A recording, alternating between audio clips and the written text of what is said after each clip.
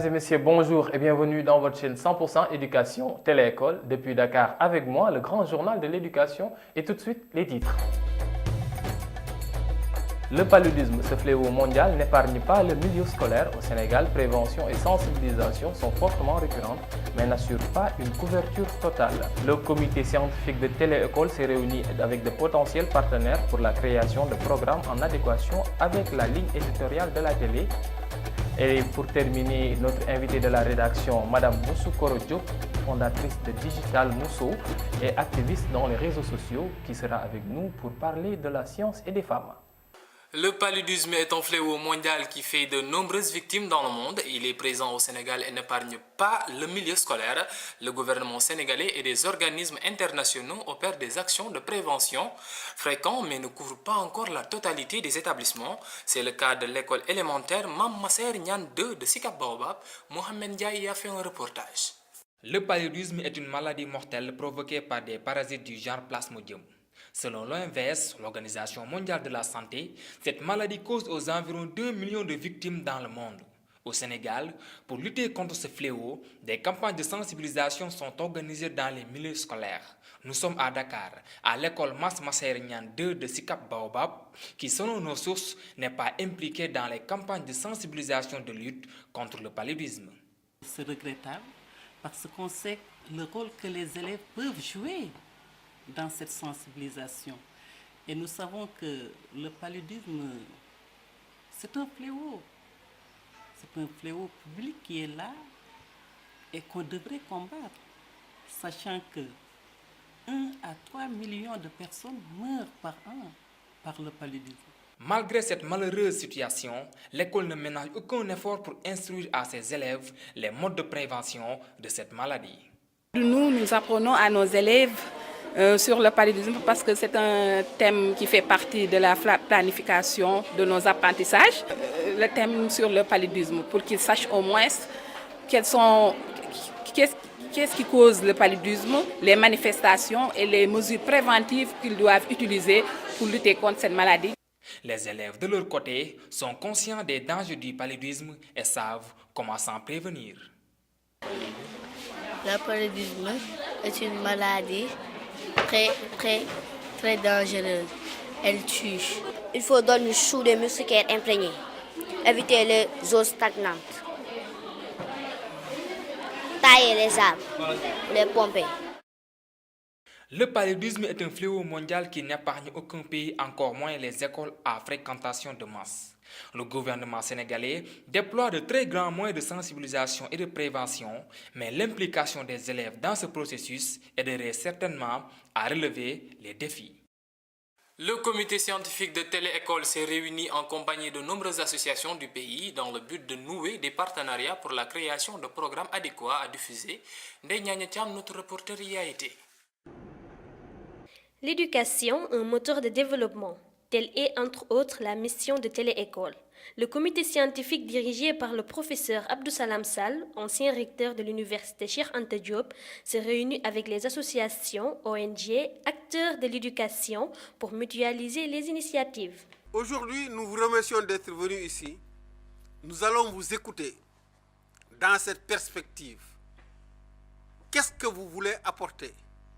Quelle collaboration nous pouvons avoir pour avancer dans cette société apprenante, pour pousser et les jeunes et les adultes à aimer le savoir, à chercher le savoir.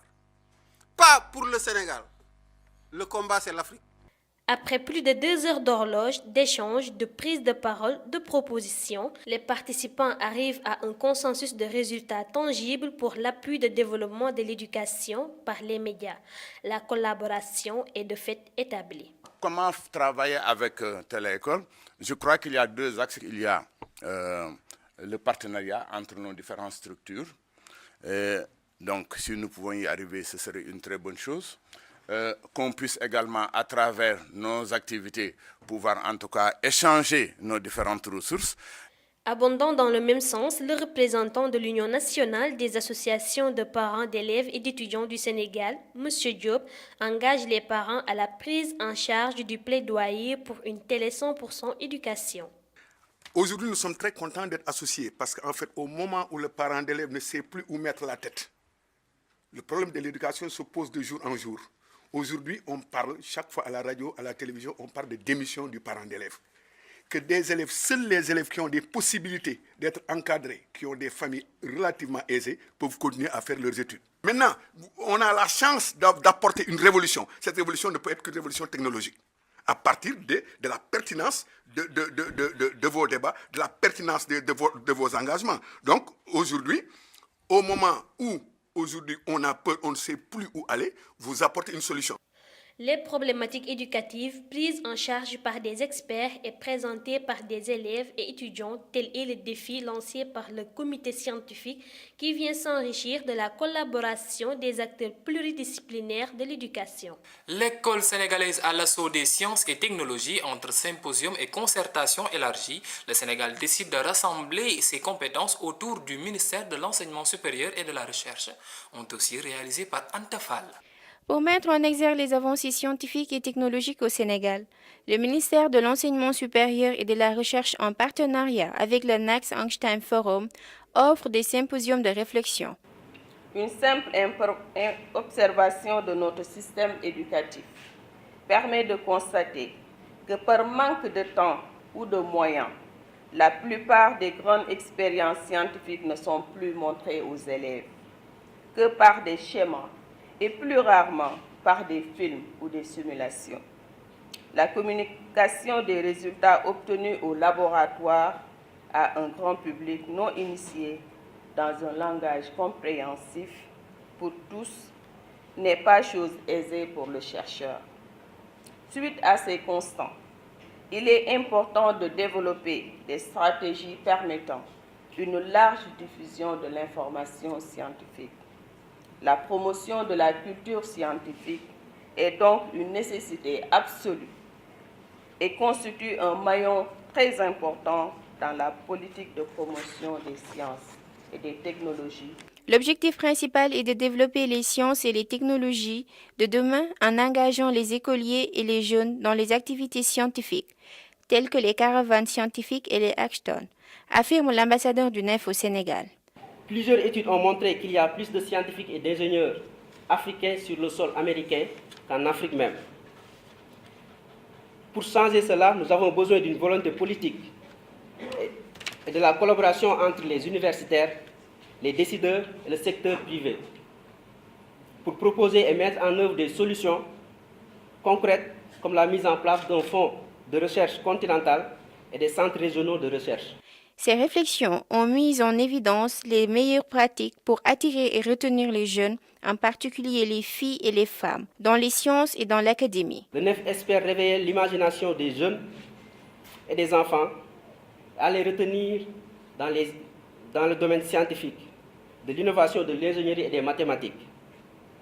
C'est également l'occasion de mettre en exergue les avancées scientifiques et technologiques que connaît le Sénégal, mais également d'inciter les jeunes et encourager les femmes et les filles à faire des études scientifiques. Inciter les jeunes en général et les filles en particulier à poursuivre des études scientifiques et technologiques, tel est le nouveau défi des gouvernants africains pour assurer le développement futur. Le monde des sciences et technologies est-il investi par les femmes sénégalaises? C'est la question que je vais aborder avec notre invitée du jour, Madame Moussou Koro Diop, fondatrice de Digital Mousso. Madame Moussou, bonjour. Bonjour, cher. La première question que je vais vous demander sera, revendiquez-vous en tant que femme une place dans le monde digital dans lequel vous êtes? Tout d'abord, merci pour l'invitation. Ce que je dirais, c'est j'aime pas le mot revendiquer, parce que quand on revendique, c'est parce que justement, soit on nous a volé cette place, ou bien on nous l'interdit. On ne nous l'interdit pas. Nous vivons dans une société qui de plus en plus accepte que les femmes occupent certaines places.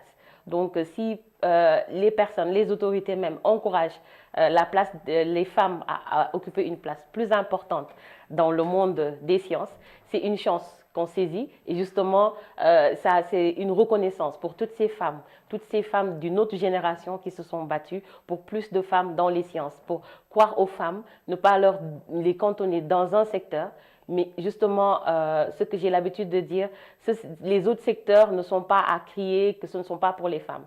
Il faudrait qu'on ne se fasse pas de gap, qu'on ne crée pas des barrages et qu'on ne se crée pas des limites, qu'on ne dise pas que justement les femmes ont peur des sciences, etc. C'est par paresse ou bien c'est au niveau de la société, on accepte plus les femmes qui font des métiers entre guillemets faciles. On se rend compte de plus en plus que quand on les encourage, elles se débrouillent bien et elles sont pour la plupart du temps premières dans ces matières-là. D'accord, par rapport aux matières scientifiques dont vous parlez, on note une chose, c'est-à-dire que les filles, les femmes en général, sont de plus en plus moins nombreuses dans ces filières-là. Quelle est la raison que vous pouvez avancer? Alors la première raison, c'est juste une raison culturelle. On a l'habitude de dire qu'une femme qui fait de longues études n'aura pas de mari parce qu'elle n'aura pas le temps, n'aura pas d'enfant, ou bien qu'elle va tarder à avoir le mari et l'enfant parce que voilà, les études scientifiques, des fois, si on veut vraiment s'y mettre, c'est demander de la concentration, des sacrifices. Les raisons sont multiples. Et ça date de bien avant même ma venue au monde. Mais ce qu'on peut dire, c'est que de plus en plus, les personnes se rendent compte que les raisons qu'on donnait pour décourager ces jeunes filles n'étaient pas fondées. Parce qu'il y a beaucoup de femmes qui ont justement investi le milieu des sciences et se sont réalisées aussi sur le plan social, avec une vie épanouie. C'est possible et c'est pour cela qu'il faut encourager les jeunes filles à le faire. Et le constat qu'il y avait avant pas beaucoup de filles dans les sciences est un constat obsolète maintenant. Parce que de plus en plus de filles osent et y vont. Et y croient. Et justement, avec le concours du gouvernement, des acteurs dans le milieu, on encourage les filles en organisant des journées des filles dans les TIC, etc., pour justement leur montrer qu'il y a des filières qui sont faites pour vous et qu'on peut investir pour changer les choses. Madame Moussou, merci beaucoup. Mais une dernière question, un dernier mot peut-être à l'endroit de Télé-École, à l'endroit de cette initiative. Vous, en tant qu'activiste, comment jugez-vous ce projet? C'est une belle initiative. Télé-École vient à son heure parce que c'est dommage de ne voir à la télé que de la musique, que de l'amusement justement, et c'est pour cela que je ne comprends pas des fois les personnes qui sont surprises de voir les jeunes qui connaissent toutes les chansons, qui s'amusent, qui ne font que s'amuser au lieu d'apprendre. C'est parce que c'est ce qu'on leur montre à la télé. Si Télé-École vient et dit que moi, en tant que projet Télé-École, je vais éduquer via la télé, ce sera une télé éducative. On ne peut que qu'applaudir des deux mains. Et justement, c'est encourager cette initiative et venir donner sa pierre à l'édifice justement de Télé-École. Tous les acteurs qui peuvent faire quelque chose pour Télé-École, je les invite à venir. Et c'est l'occasion de féliciter toute l'équipe de Télé-École pour cette belle initiative. Merci Madame Moussou Diop pour cette contribution. Voilà qui met fin à votre édition hebdomadaire du Grand Journal de l'Éducation sur Télé-École. Quant à moi, je vous donne rendez-vous très bientôt sur la première chaîne africaine dédiée à l'éducation. À bientôt.